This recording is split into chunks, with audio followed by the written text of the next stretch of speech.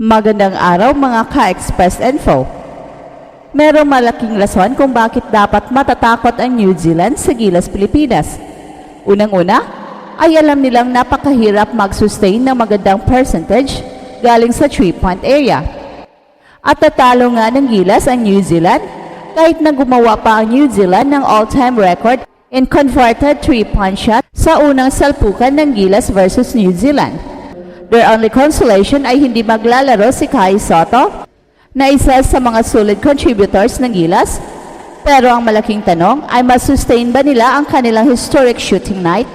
Walang ginawa ng New Zealand na almost perfect sa 3-point shot ay napakahirap gawin in 2 games against the same team.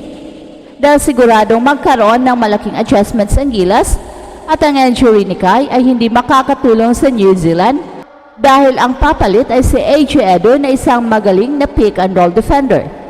New Zealand will live and die sa kanilang outside shooting, kaya siguradong napakalaki ng magiging role ni AJ Edo sa depensa sa mga pick and roll and pick and pop plays na siyang palaging ginagawa ng tall blocks. At sana si AJ Edo ang susi upang makontain ang outside shooting ng New Zealand. Sa kasalukuyan, tila nag-aalangan ang Gilas sa pagharap sa New Zealand.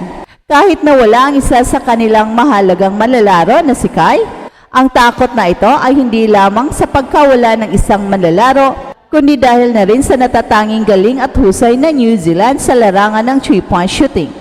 Isa sa mga pangunahing dahilan kung bakit dapat matakot ang New Zealand sa Gilas ay ang kakayahan ng Gilas na magkaroon ng versatile lineup at mga bagong players. Mahirap mapanatili ang magandang performance sa 3-point shooting sa buong laro. Kahit pa sa unang salpukan ng kanilang huling laban, ipinakita ng New Zealand ang kanilang galing sa pag-convert ng mga long-range shots na nakapag-set pa sila ng all-time record. Pero sa kabila ng kanilang record, natalo pa rin sila sa Gilas na siyang nagpapatunay ng kahusayan at resiliency ng Gilas Pilipinas. Ang pagkakaroon ng record sa converted 3-point shots ay isang malaking achievement para sa New Zealand, pero ang kanilang tagumpay ay hindi sapat upang talunin ang Gilas.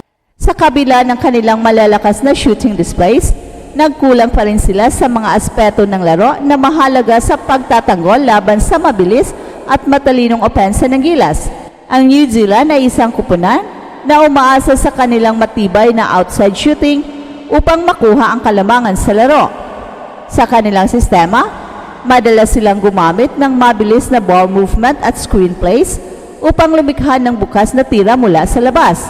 Bagamat epektibo ito laban sa mga kupunang hindi mabilis mag-adjust, nagiging mapanganib ang strategy ito kung patuloy nilang kakaharapin ang parehong kalaban, tulad ng Gilas Pilipinas.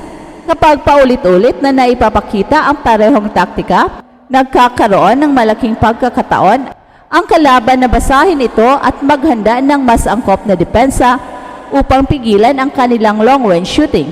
Well, kilala ang Gilas Pilipinas sa kanilang adaptability at kakayahang gumawa ng mga epektibong pagbabago sa kanilang laro depende sa kung paano umaatake ang kalaban.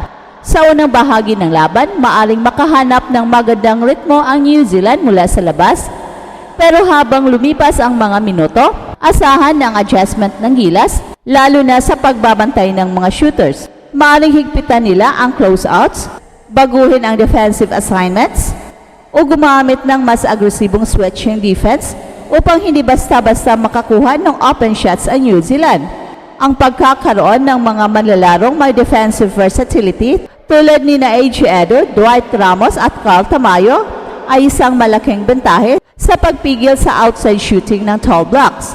Bukod sa pagbabantay sa perimeter, maaari ring gamitin ng Gilas ang kanilang depensa upang mapuwersa ang New Zealand na maglaro sa mas hindi nila komportabling paraan. Kung epektibong mahadlangan ang kanilang 3-point shooting, maaring mapilitan ang tall blocks na maghanap ng ibang paraan upang makapuntos tulad ng pag-atake sa loob. At dito papasok ang rim protection ng Gilas na may malalaki at athletic na big men na kayang humarang sa mga drive at mid-range attempts ng kalaban. At sa ganitong paraan, hindi lang nila mahadlangan ang long-range shooting ng New Zealand, kundi maaari rin nilang sirain ang offensive flow ng kalaban na siyang magbibigay ng mas malaking tsansa para sa Gilas na kontrolin ang laro. Isa pang hamon para sa Gilas ay ang injury ni Kai na naging hadlang sa kanilang depensa at opensa. Ang kanyang pagkawala ay nagdulot ng pagbabago sa strategy ng kupunan at ang kapalit na si AJ Edo na isang mahusay na pick and roll defender ay kailangang magpakitang gilas upang mapunan ang puwang na iniwan ni Kai. At sa darating na laban ng Gilas kontra New Zealand, malaking papel ang gagampanan ni AJ Edo sa depensa, lalo na sa pagpigil sa pick and roll and pick and pop plays ng kalaban. At bukod sa kanyang taas at haba ng galamay, ang footwork ni AJ Edo ay nagbibigay sa kanya ng kakayahang dumepensa, hindi lamang sa loob ng paint, kundi pati na rin sa perimeter. Hindi siya madaling maiwan sa depensa, isang katangiang magiging mahalaga lalo na laban sa mga stretch bigs ng New Zealand na kayang tumira mula sa labas. Kung magtagumpay si AJ Edo sa pagharang sa mga shooters sa pick and pop plays, mapipilitan ang New Zealand na baguhin ang kanilang strategy at humanap ng ibang paraan upang makakuha ng puntos. Ito ay isang malaking bentahe para sa Gilas, lalo na kung mapipigilan nila ang natural na daloy ng opensa ng tall blocks. At isa pang aspeto ng depensa ni AJ Edo na magiging mahalaga ay ang kanyang shot blocking at rim protection. Kung sakaling makalusot ang ball handler ng New Zealand sa pick and roll, ang presensya ni AJ Edo sa ilalim ay nakapagdudulot ng alinlangan sa opensa ng kalaban. Mahalaga ring bigyang pansin ang endurance at consistency ni AJ Edo sa depensa, lalo na sa buong tagal ng laro.